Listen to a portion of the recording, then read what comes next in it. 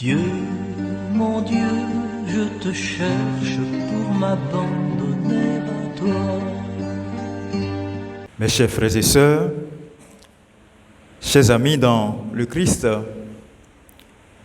que la grâce du Seigneur Jésus-Christ, l'amour de Dieu et la communion du Saint-Esprit soient avec vous tous.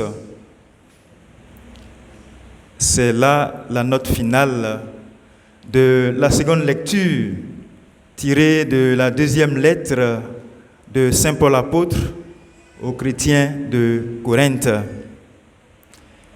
Cette formule trinitaire est l'un des souhaits favoris qui ouvre la célébration de la messe.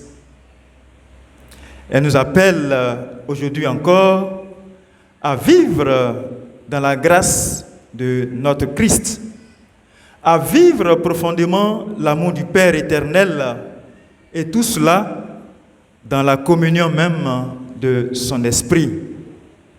Cela parce que nous sommes tous placés au centre du rayonnement même de notre foi, qui est l'amour qui jaillit du Père, qui lui à son tour se relie au Fils et à l'Esprit Saint avant même de se répandre dans notre monde. De plus, cette formule trinitaire nous montre qu'il n'y a d'assemblée eucharistique valable que par la seule action de Dieu trinitaire. C'est par pure grâce que l'amour de Dieu est transmis à toute assemblée eucharistique et à l'humanité par l'unique médiateur entre elle et le Père. Tous réunis donc en ce jour, l'Église nous invite alors à célébrer avec faste la fête de la Sainte Trinité à cause du don gratuit de Jésus notre Christ, venu sauver notre monde du péché et des puissances du mal. Grâce à l'amour universel du Père éternel pour les hommes, ses fils, sous l'emprise de la charité, qui scelle l'unité des chrétiens dans l'amour, grâce à tout cela, l'Église et chaque communauté chrétienne peuvent désormais se rassembler dans la joie et rechercher ensemble la perfection. Elles peuvent s'encourager mutuellement dans l'espérance et vivre le plein accord fraternel et le manifester en se donnant une paix véritable. Ce n'est jamais l'accord des fidèles qui rend Dieu présent, mais c'est bien la Trinité Sainte qui suscite une communauté d'amour à l'image même de Dieu. Il nous faut bien le souligner et le savoir. La fête de la Sainte Trinité que nous célébrons aujourd'hui est un acte de tous les jours. Tous les jours de notre vie devraient être la fête même de Dieu. Car pour nous chrétiens engagés dans le monde aujourd'hui, célébrer ce mystère, c'est célébrer notre vie pour Dieu. Autrement dit, chaque fois que nous sommes assemblés pour célébrer les sacrements, l'Eucharistie entre autres, ou que principalement nous prions ensemble dans l'intimité de notre cœur, chaque fois que nous accomplissons quelque chose pour le service de nos frères et sœurs, ou que nous nous penchons sur une détresse ou une misère humaine, nous célébrons en vérité le mystère de la Trinité. C'est pourquoi, me semble-t-il, la liturgie de ce jour attire notre attention sur le sens de cette célébration. Parce qu'un chrétien est à définir à juste titre comme celui-là même qui célèbre Dieu le Père, Dieu le Fils et Dieu l'Esprit Saint. D'ailleurs, comme nous le démontre la première lecture, Dieu s'est fait connaître à Moïse et par lui au peuple hébreu comme un Dieu plein de tendresse. Et alors, par analogie, dans toute la communication du mystère de la Trinité Sainte, il s'est révélé au monde en s'incarnant en Jésus son Fils, dans la communion de l'Esprit Saint, pour donner et dire la belle preuve de son amour pour notre humanité. Ce faisant, chers frères et sœurs, je puis vous le dire que la réalité de la Trinité Sainte ne doit pas nous paraître comme une simple réponse du catéchisme que nous avons plus ou moins apprise. Quand bien même que dans un raisonnement rationnel, on peut se surprendre à adhérer à cette logique selon laquelle 3 personnes ne font qu'une seule dans une seule nature. Il n'y a pas à considérer cela. Et il n'y a pas à considérer seulement qu'il suffit d'y croire.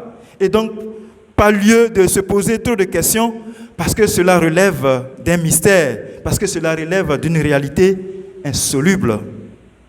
Célébrer le mystère de la Trinité signifie en réalité quelque chose de très précis et de très concret pour nous. Le mystère de la Trinité est dans le plus concret même de notre vie chrétienne. Nous le croyons et nous le professons. Dieu est Trinité. Dieu est Père. Dieu est Fils. Dieu est Saint-Esprit. C'est un point de départ et en même temps une manière plus simplifiée de comprendre ce mystère que Dieu incarne. En effet, nous convenons tous que les hommes ont toujours cherché Dieu dans le concret de leur vie. Et cela passe parfois comme une grande hantise dans leur existence. On vit dans une quête permanente de Dieu. C'est pourquoi, lorsque, par exemple, Saint Paul arrivait à Athènes, il saluait les Athéniens en disant « Vous êtes les plus religieux de tous les hommes. La preuve, c'est que vous avez un autel qui est sur votre place publique, dans votre agora. Et cet autel est dédié au Dieu inconnu. Donc, vous cherchez Dieu, concluait-il. Et quand on lit encore d'autres passages de référence de ce même Saint Paul, l'on constate que pour lui, plus particulièrement, les hommes doivent reconnaître l'invisible secret de Dieu à partir des choses visibles présentes à leurs yeux. Par conséquent, je crois que notre recherche de Dieu est comme un moteur secret de notre existence. Et c'est le fait des hommes, même s'ils ne s'en rendent pas compte toujours.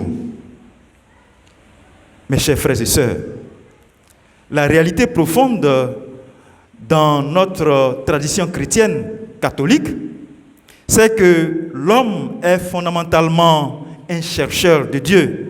Et que même si, apparemment, il cherche toute autre chose, en réalité, il cherche un bonheur tel que Dieu seul peut lui donner.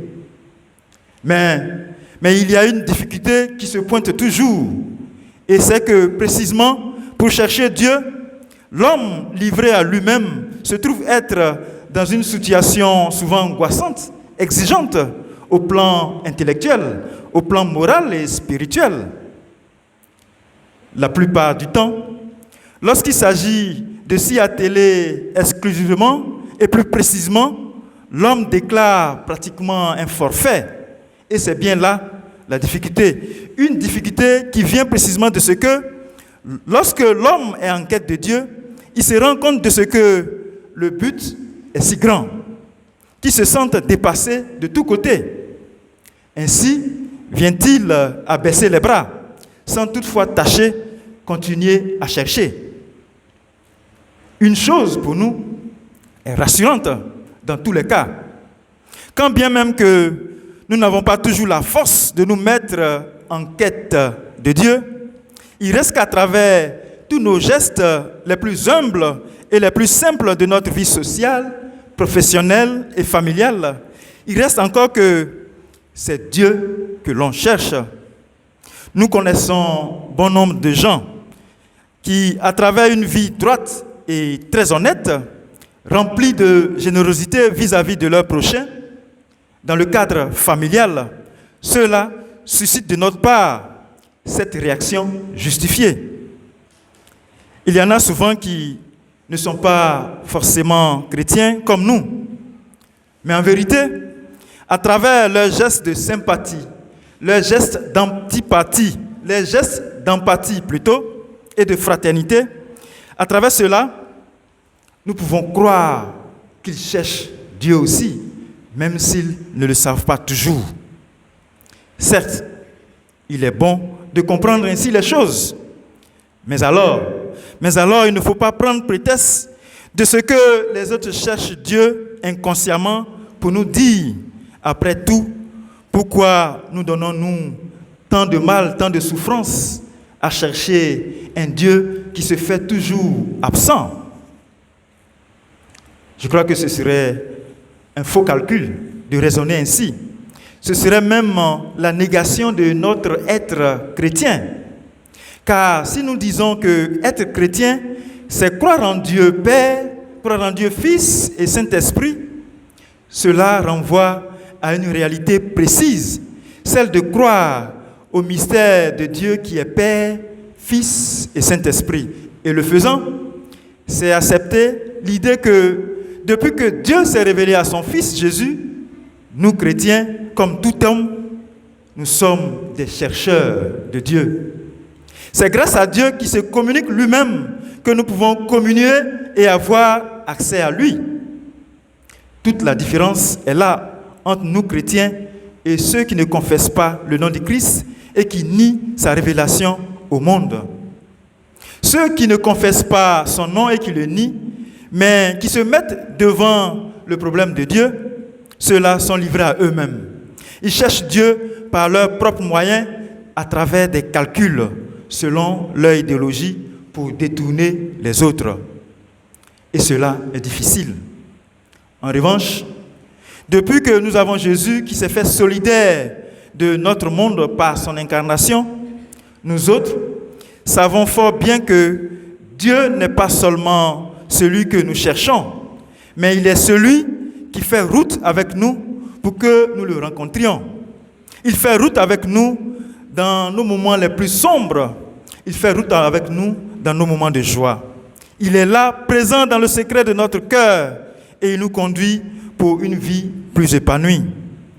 Désormais, nous ne sommes plus livrés à nous-mêmes pour chercher Dieu, mais Dieu est celui-là même qui s'est livré à nous pour nous donner accès à lui. Mes chers frères et sœurs, c'est cela même que signifie célébrer la Trinité. Nous cherchons Dieu comme celui qui est le Père éternel, de qui vient tout projet d'amour.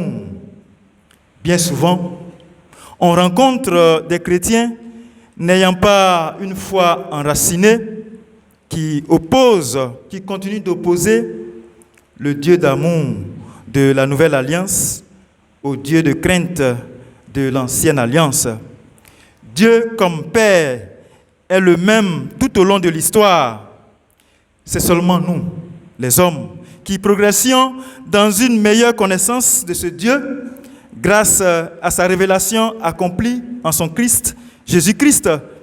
Et dans la première lecture, on le découvre bien. Le prophète Moïse avait déjà entendu Dieu se dire « Dieu, tendresse et miséricordieux ». Le Dieu dont l'amour et la fidélité pour son peuple passent avant sa colère. Ce Dieu, Père de toute tendresse, qu'il a prié d'accompagner la marche des hommes vers la liberté, en sachant que l'amour et le pardon de ce Dieu viendraient à bout de leur tête dure et de leur cœur incrédule.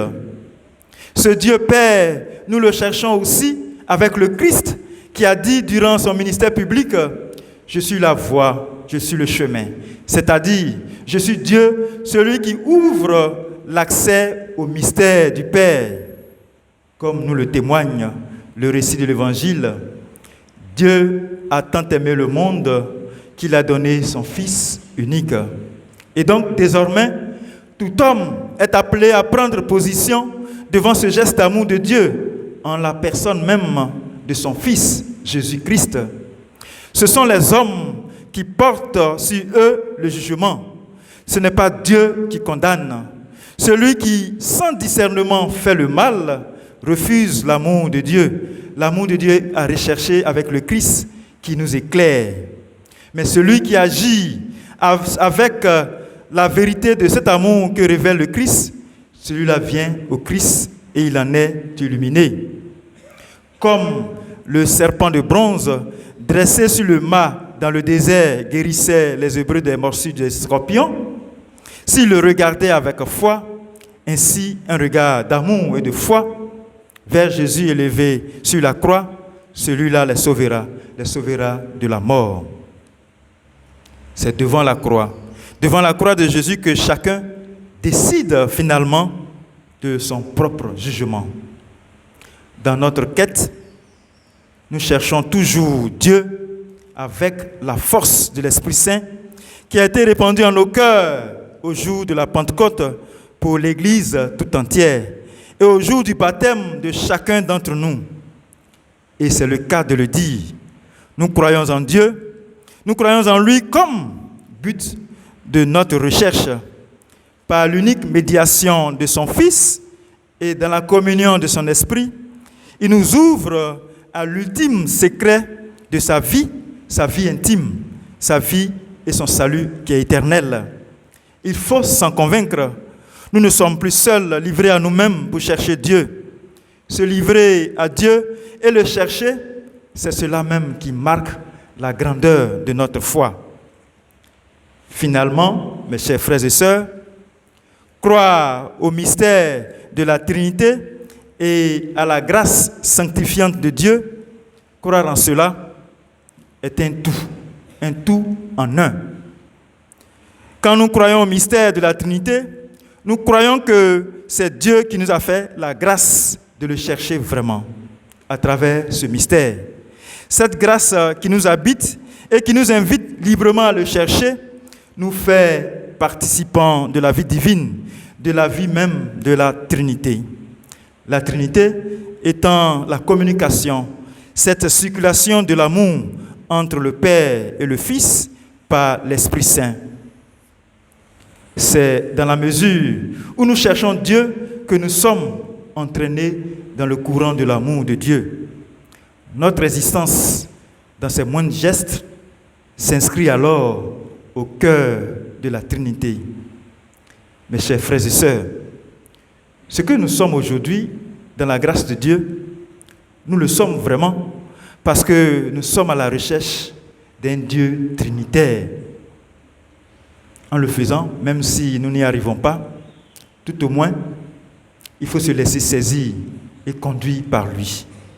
Et je crois que c'est bien aussi ce que veut dire le mot grâce. Le Seigneur soit avec vous.